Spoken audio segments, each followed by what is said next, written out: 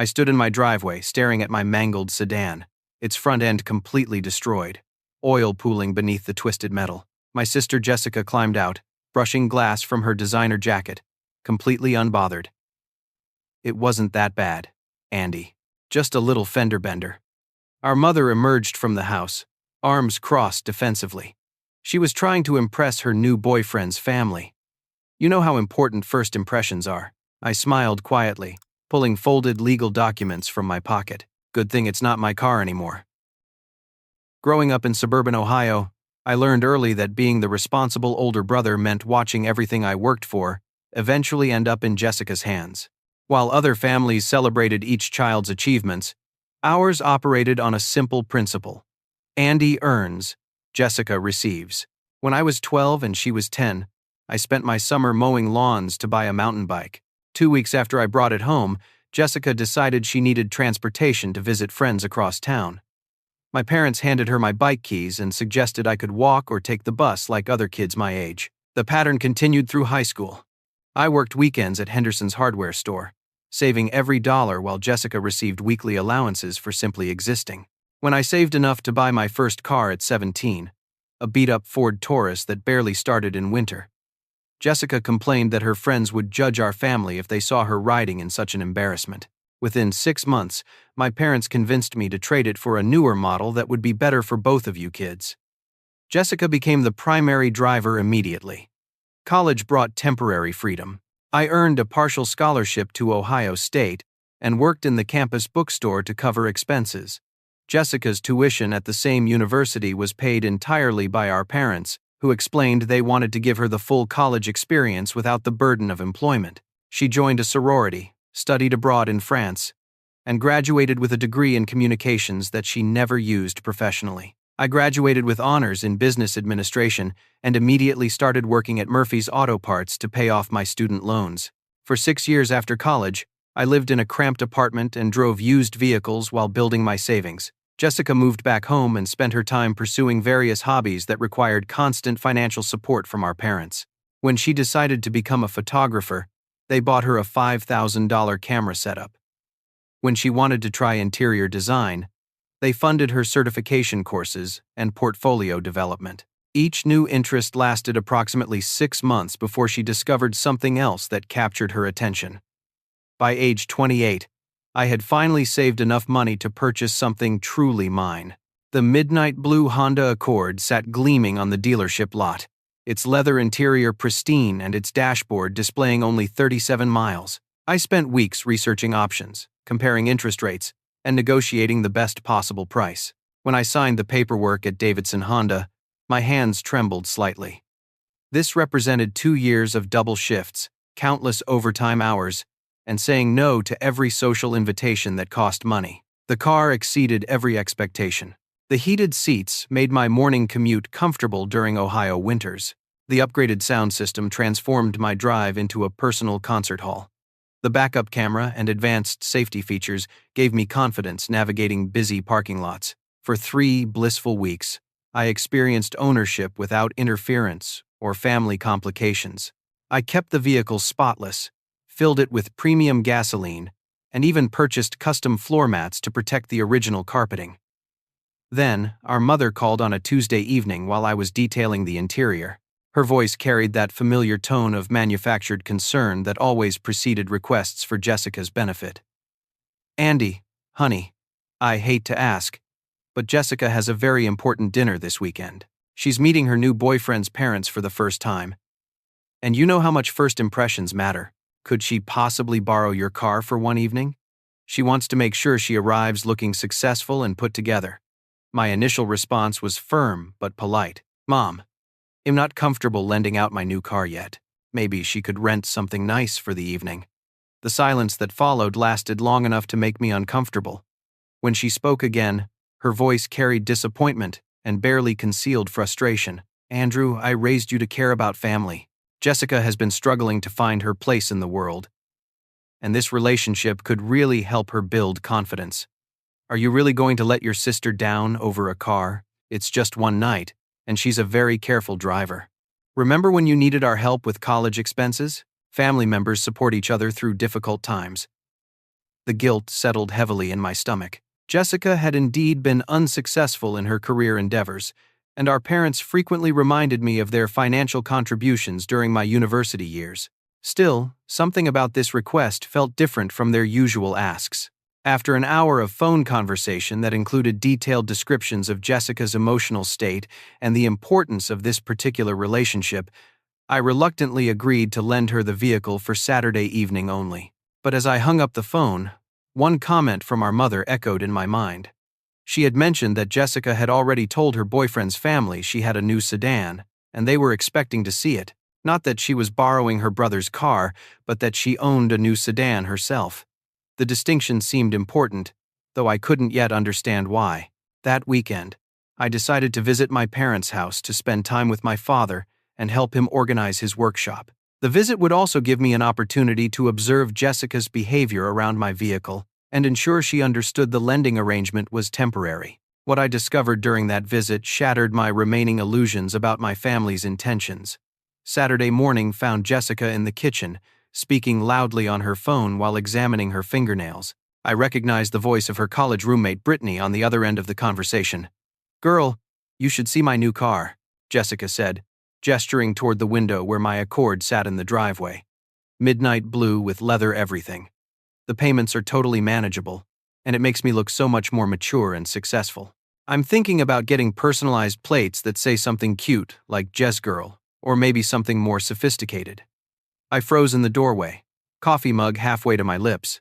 Jessica continued her conversation, describing plans to drive the vehicle to work every Monday through Friday after the dinner with her boyfriend's parents. She mentioned researching window tinting options and considering aftermarket modifications to make it more me. When Brittany asked about insurance costs, Jessica laughed and said she would handle those details later, implying ownership rather than temporary use. During Sunday dinner, our parents brought up the subject of transportation with casual deliberation that felt rehearsed.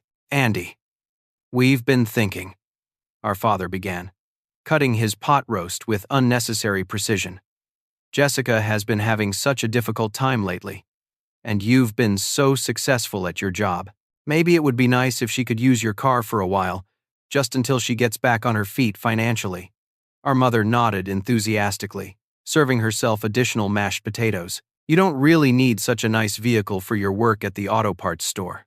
Most of your customers are blue-collar folks who might actually feel more comfortable if you drove something less expensive." And Jessica has been invited to several networking events where appearances really matter for making professional connections.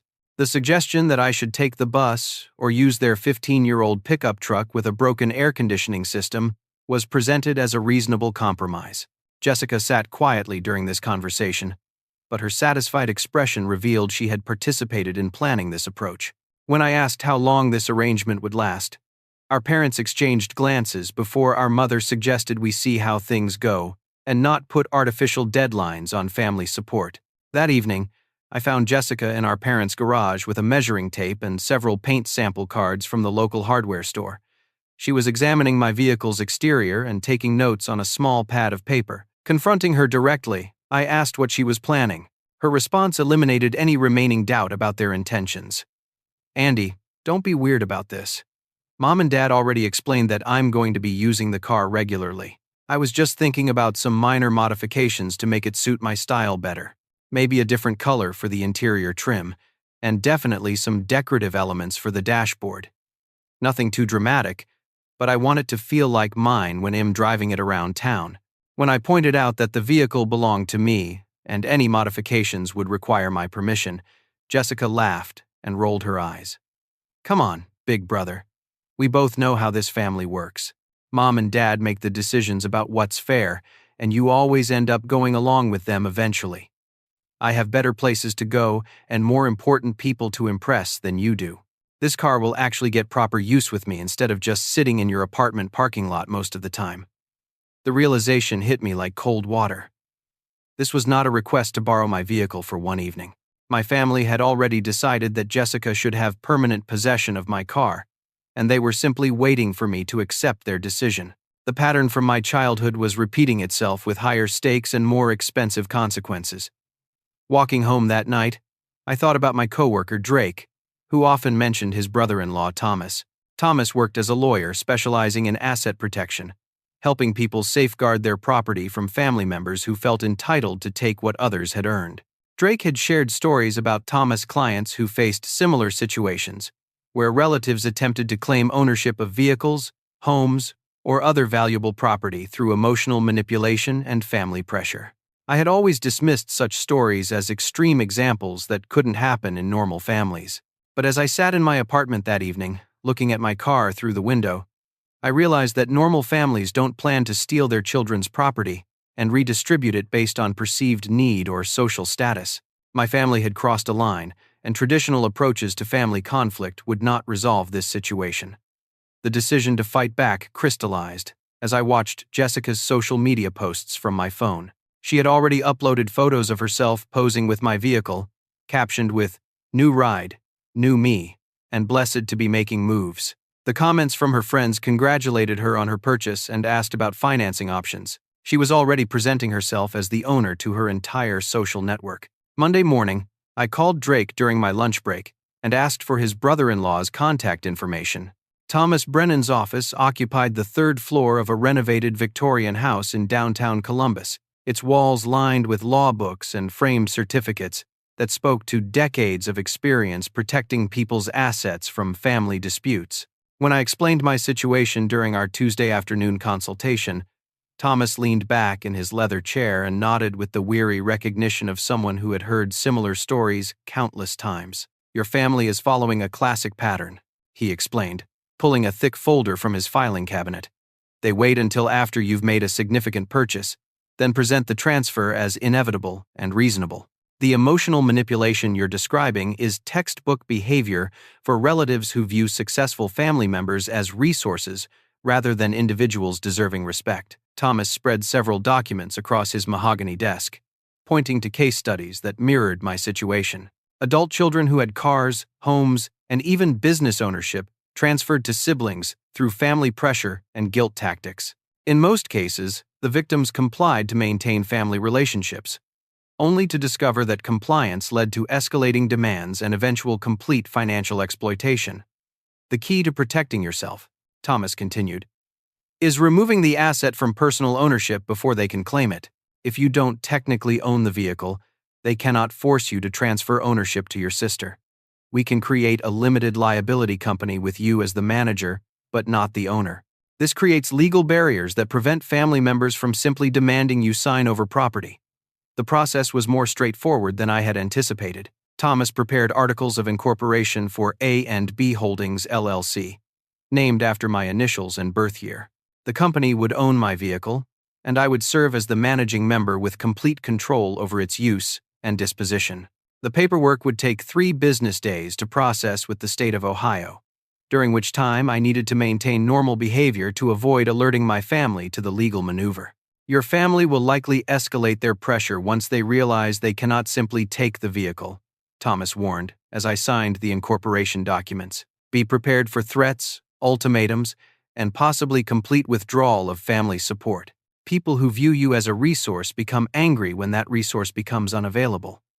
Wednesday and Thursday passed slowly as I waited for the LLC paperwork to process.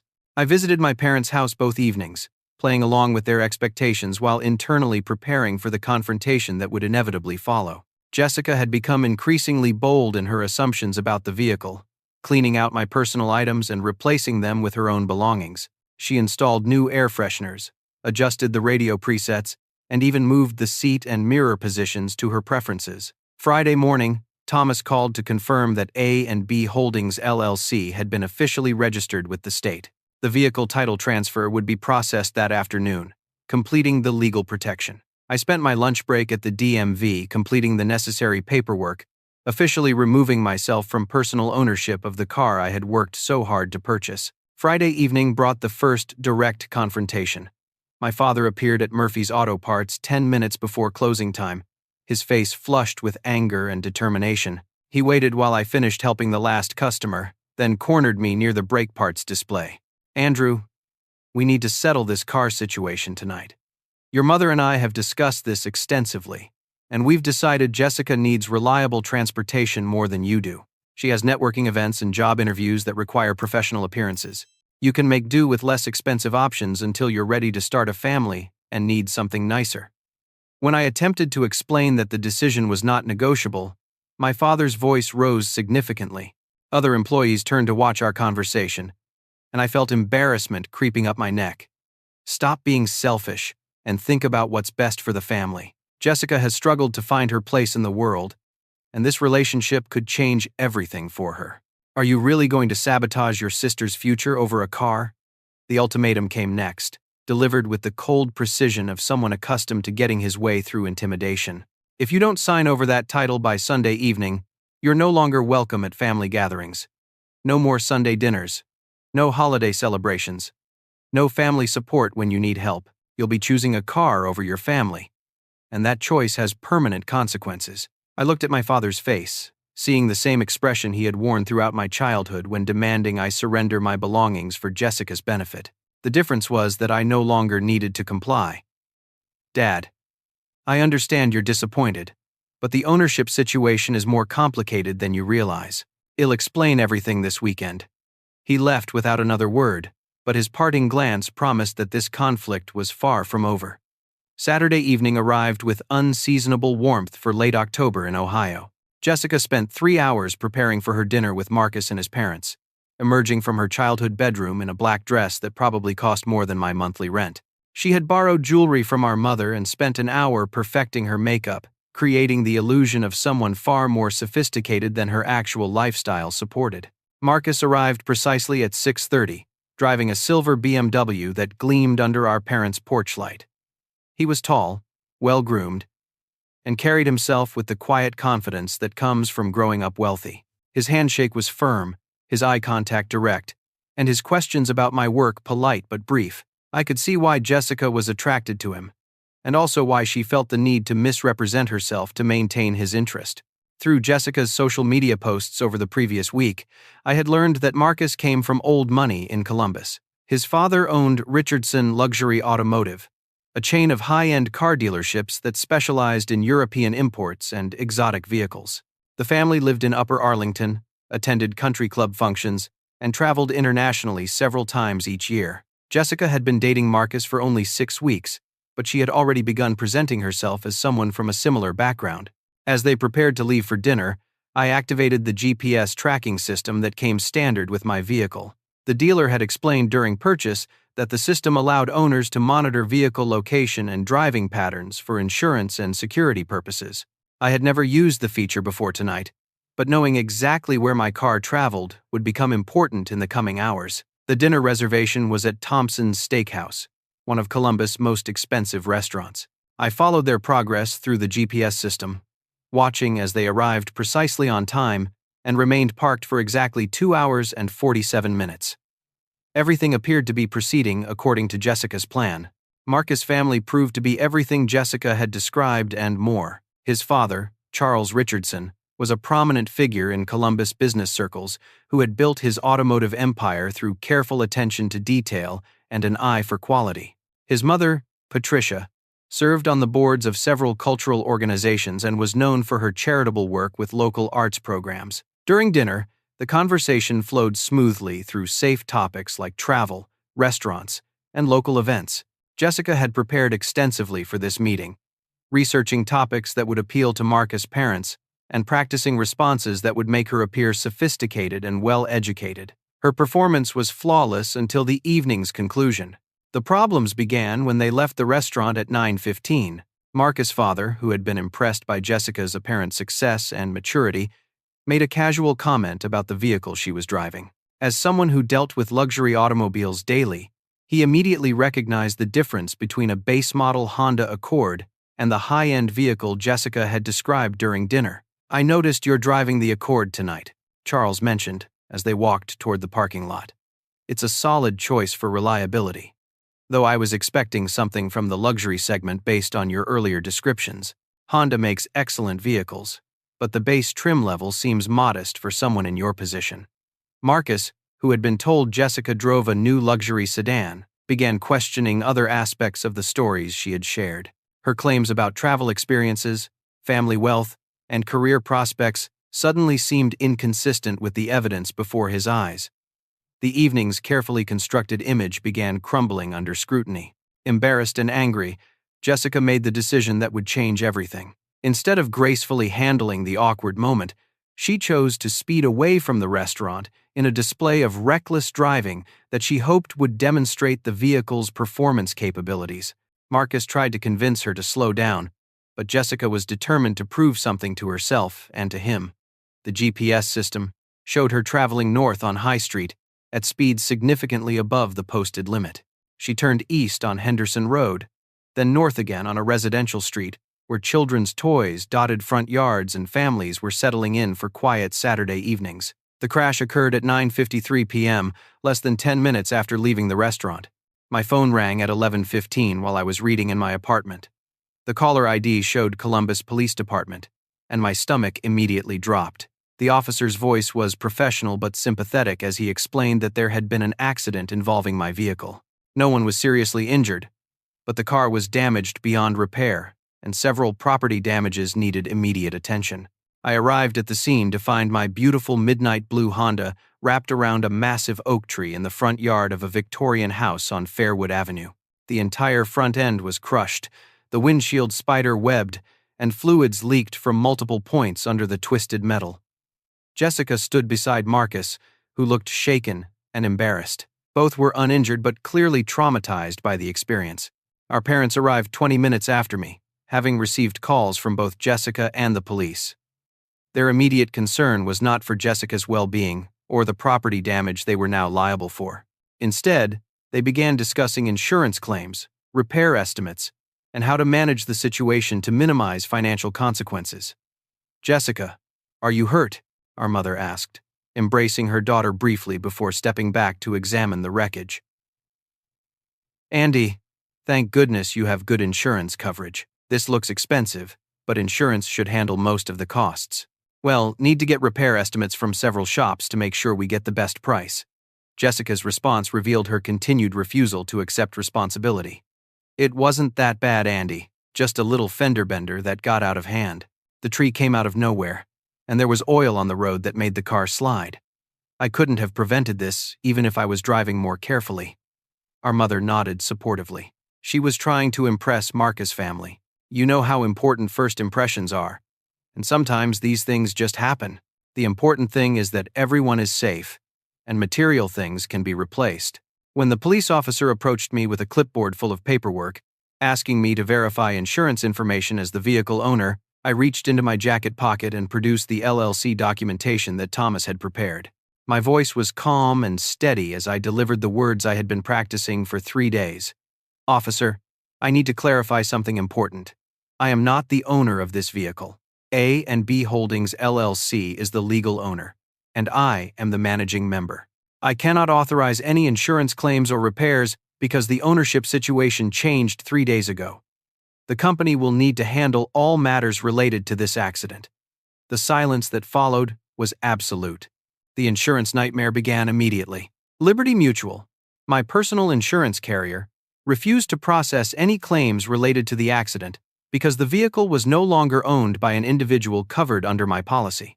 A&B Holdings LLC would need its own commercial insurance policy to cover accidents, and Jessica had never been added as an authorized driver under any policy that covered the vehicle. The claims adjuster explained the situation with professional detachment that made the financial catastrophe feel even more devastating. "Mr. Peterson, your sister was operating a commercially owned vehicle without proper authorization or insurance coverage.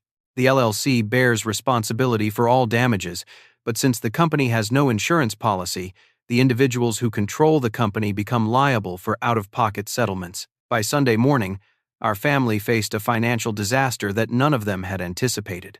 The damage assessment revealed costs that far exceeded the vehicle's actual value.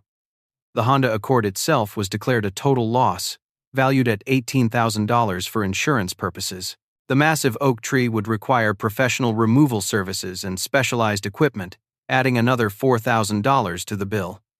But the additional property damages created the real financial emergency. The Victorian house belonged to an elderly couple named the Hendersons, who had lived there for 43 years and maintained their property meticulously. Jessica's crash had destroyed their mailbox, damaged their sprinkler system, and created deep ruts in their front lawn that would require professional landscaping to repair. The fire hydrant damage proved to be the most expensive consequence. The city of Columbus demanded immediate repairs to restore water pressure to the surrounding neighborhood, and the specialized equipment required for hydrant replacement cost $7,000. Additional fees for permits, inspections, and emergency response services brought the total city bill to over $9,000. Our mother called me 6 times between Sunday morning and Sunday evening, her voice growing more desperate with each conversation. "Andy, honey, you have to help us figure this out. The insurance company is saying terrible things about legal liability and out-of-pocket expenses. Can't you just claim ownership of the car and process everything through your personal policy? This whole LLC thing is just creating unnecessary complications." When I explained that the legal transfer was final and irreversible, she began crying. "We don't have $25,000 sitting in our savings account. Your father and I have been planning for retirement, and this could destroy everything we've worked for. Please, you have to find a way to help your family through this crisis." Jessica's response to the financial reality was characteristically self-centered. She blamed me for creating legal complications that made normal insurance claims impossible. "If you had just let me borrow the car like a normal brother, we could have handled this through regular channels. Now everyone is suffering because you had to be difficult about something as simple as sharing." She also blamed Marcus for creating the pressure that led to her reckless driving. "He made me feel like I wasn't good enough for his family, and I was just trying to show them that I could be confident and successful. If he hadn't questioned my car, none of this would have happened." The community consequences became apparent within days. Our small suburban neighborhood operated on networks of gossip and shared information that made privacy nearly impossible. Word spread quickly about the Peterson family drama, with details becoming more dramatic with each retelling. Mrs. Chen from next door mentioned to our mother that several neighbors were discussing the accident and the family conflict. "People are saying that Andy's parents tried to steal his car and ended up with enormous bills when their daughter crashed it. Is that really what happened?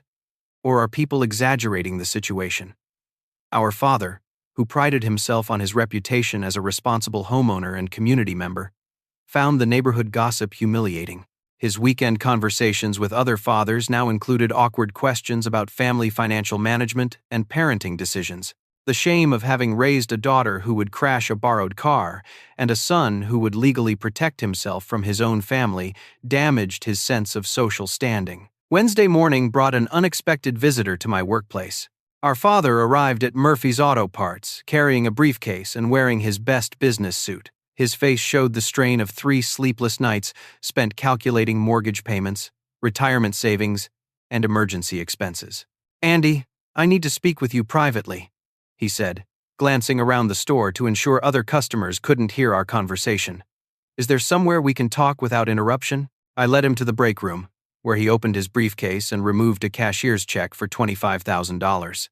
The amount represented more money than I had ever seen in physical form, and the sight of it made me realize how desperate the situation had become for my parents. "This should cover the total cost of the vehicle and all related damages," he said, pushing the check across the small table.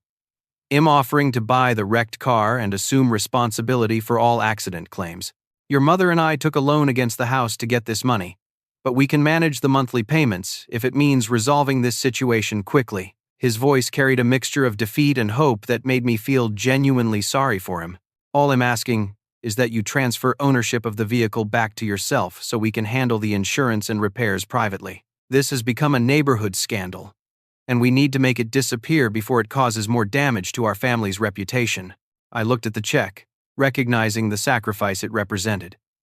My parents had jeopardized their financial security and retirement plans to clean up Jessica's mess and restore family harmony. The weight of their desperation was almost overwhelming.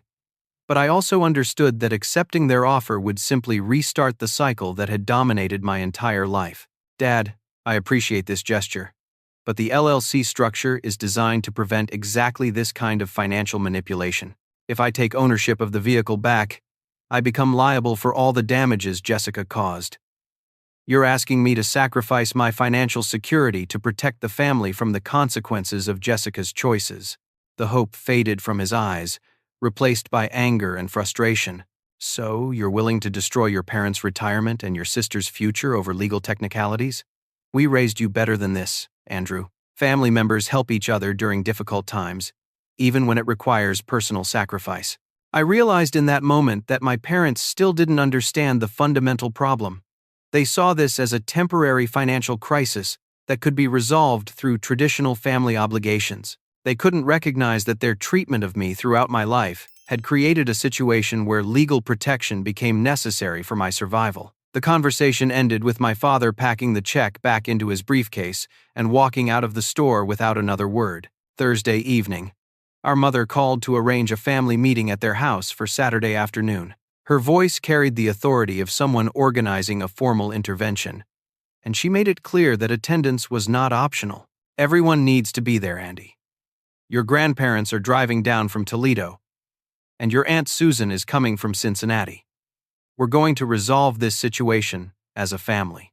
I understood immediately that this was their final attempt to pressure me into compliance through united family opposition. They had assembled every relative who might carry emotional influence, betting that I would cave under the weight of collective disappointment and guilt. The strategy had worked throughout my childhood whenever I attempted to resist their redistribution of my belongings to Jessica. Saturday afternoon found me sitting in my parents' living room, surrounded by 12 family members who had been briefed on the situation from my parents' perspective. The room felt smaller than usual, with additional chairs brought from the dining room and kitchen to accommodate everyone.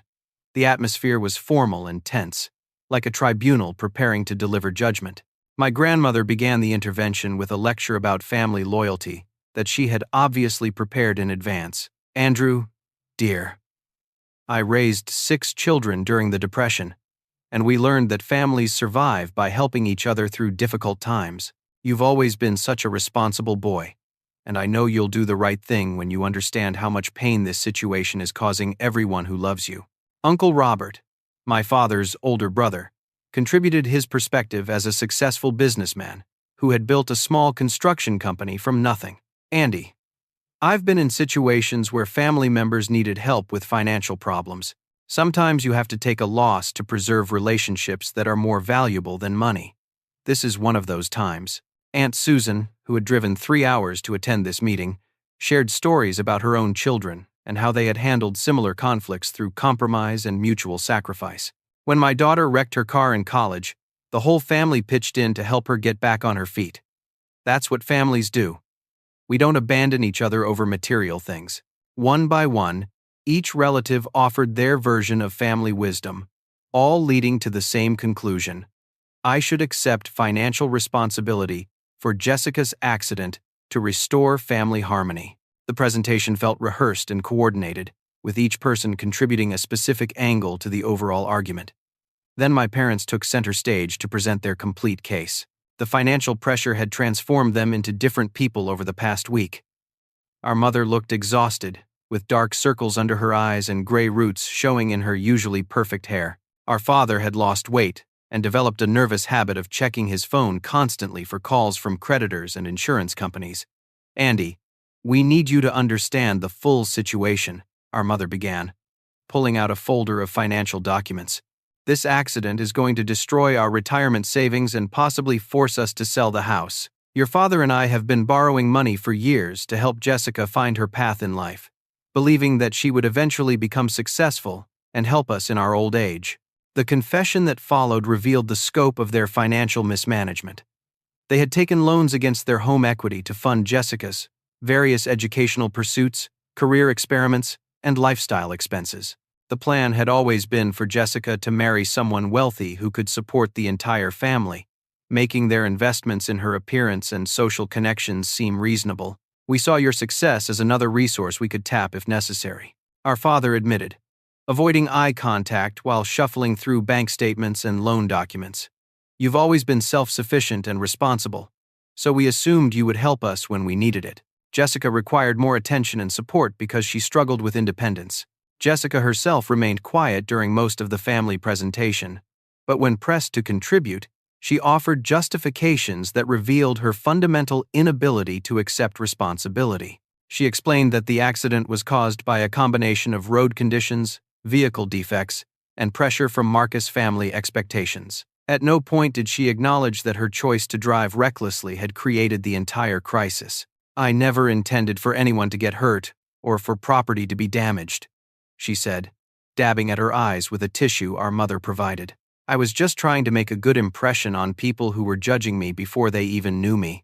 Andy's legal maneuvers have turned a simple accident into a family emergency, and I don't understand why he wants to punish everyone for something that was partially his fault anyway." When I asked her to explain how the accident was my fault, Jessica's answer revealed her complete detachment from reality. "If you had just given me the car permanently like Mom and Dad wanted, I would have been more careful with it.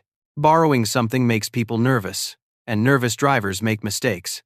Plus, you should have warned me that the steering was sensitive and the brakes were touchy." The family intervention reached its climax when my father delivered his final ultimatum, supported by nods and murmurs of agreement from every relative in the room. "Andrew, this is your last opportunity to do the right thing. If you don't take ownership of that vehicle and handle the insurance claims, you are no longer part of this family. No more holiday celebrations, no more Sunday dinners, no help when you need support, and no contact until you decide to prioritize family over money." The threat carried additional weight because it was endorsed by my entire extended family. These were people who had been part of my life since childhood, who had attended my graduations and celebrated my achievements. Their unified disappointment felt crushing, and I understood why this strategy had been so effective in previous conflicts. But instead of caving to their pressure, I reached into my jacket pocket and produced a folder containing documentation I had prepared for this moment.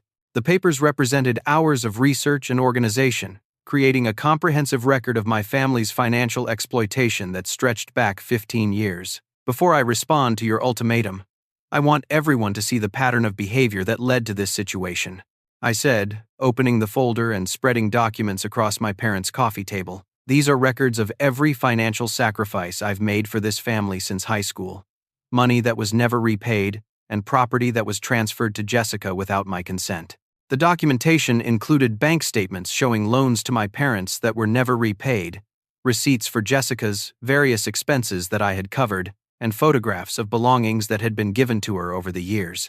The total amount exceeded $30,000, representing a lifetime of having my resources redirected to support my sister's ambitions. "I also want everyone to understand that this situation isn't really about a car accident," I continued, my voice steady despite the emotional weight of the moment. "This is about a family that sees me as a resource to exploit rather than a person deserving respect. The legal protection I implemented was necessary because you had already decided to steal my property and transfer it to Jessica permanently." The silence that followed my presentation was broken only by the sound of my phone buzzing with a text message. The notification was a job offer confirmation from Denver Financial Services, a company that had been recruiting me for 3 months. I had accepted their offer that morning, knowing that this family meeting would likely end all relationships permanently. "There's one more thing you all need to know," I said, looking around the room at faces that showed a mixture of shock, anger, and confusion. "I've accepted a job transfer to Denver, Colorado. I'll be moving there in 30 days to start a new position and a new life. This wasn't just about protecting myself from this car situation. It was about breaking free from a family that has never valued my well-being as much as Jessica's convenience." The explosion of voices that followed confirmed that my family had never considered the possibility of my complete departure from their lives. The aftermath of my announcement created chaos that lasted for hours. My grandmother began crying, insisting that families should never be permanently separated over financial disagreements.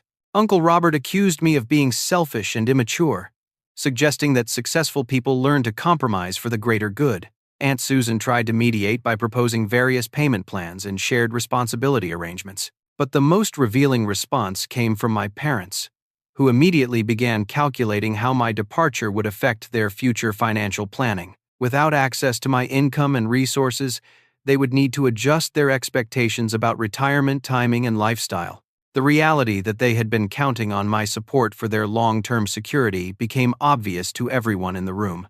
Jessica's reaction progressed through several stages of grief at record speed. First came denial, insisting that I was bluffing to get attention and would never actually leave Ohio. Then anger, blaming me for destroying family relationships over money and legal technicalities. Bargaining followed, with promises that she would change her behavior and be more responsible if I stayed. Depression set in when she realized that my departure would end her access to financial support and emergency assistance. Over the following weeks, I watched my family struggle with the consequences of their choices while I prepared for relocation. The legal resolution of the car accident proceeded exactly as Thomas Brennan had predicted. A&B Holdings LLC transferred ownership of the wrecked vehicle to Columbus Auto Salvage for $800, which I donated to Big Brothers Big Sisters of Central Ohio. My family received nothing and remained liable for all property damages and city fees. The insurance companies involved spent months investigating the accident and determining liability. Without proper coverage through the LLC, my parents became personally responsible for settlements with the Hendersons, the city of Columbus, and various other parties affected by the crash. The total cost exceeded $28,000, forcing them to refinance their mortgage and extend their repayment period by 7 years. Jessica found employment at a customer service call center after 3 weeks of unsuccessful job searching. The work was demanding and poorly paid, but it provided her first experience with consistent employment and regular paychecks. The shock of supporting herself financially, combined with the social embarrassment of explaining her situation to friends, began to change her perspective on responsibility and consequences. My parents enrolled in financial counseling through their credit union, learning budgeting strategies and debt management techniques for the first time in their adult lives. The counselor helped them understand how their pattern of borrowing against future income to fund current expenses had created a cycle of financial instability that would have eventually destroyed their retirement security even without the car accident. My departure for Denver occurred on a gray November morning that matched the somber mood of my final week in Ohio. I had sold most of my possessions, keeping only essential items that would fit in a rented moving truck. My apartment lease transfer went smoothly, and Murphy's Auto Parts wished me well with genuine warmth from coworkers who had become friends over 6 years of employment. The job with Denver Financial Services exceeded every expectation. My new position as senior financial analyst came with a salary increase of $15,000 annually, comprehensive health benefits, and opportunities for advancement that didn't exist in Columbus.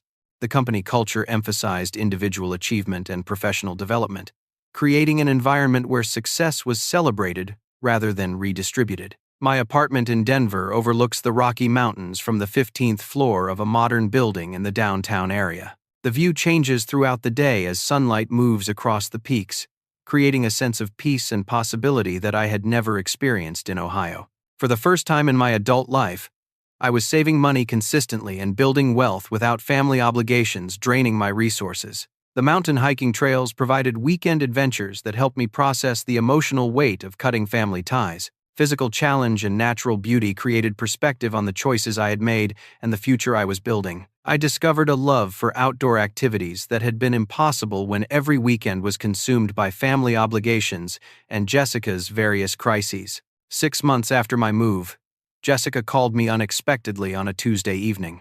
Her voice was different, calmer, and more mature than I remembered. She had been promoted to supervisor at the call center and was considering enrollment in night classes to complete a business degree. The conversation lasted 45 minutes, during which she apologized sincerely for her behavior and expressed genuine admiration for my courage in protecting myself. "Andy, I need you to know that I understand now why you did what you did," she said, her words carrying weight that convinced me of their sincerity. "I spent my whole life thinking that other people owed me support and opportunities, and I never appreciated how much you sacrificed for my benefit. Losing access to your help forced me to become independent, and am actually proud of what I've accomplished on my own."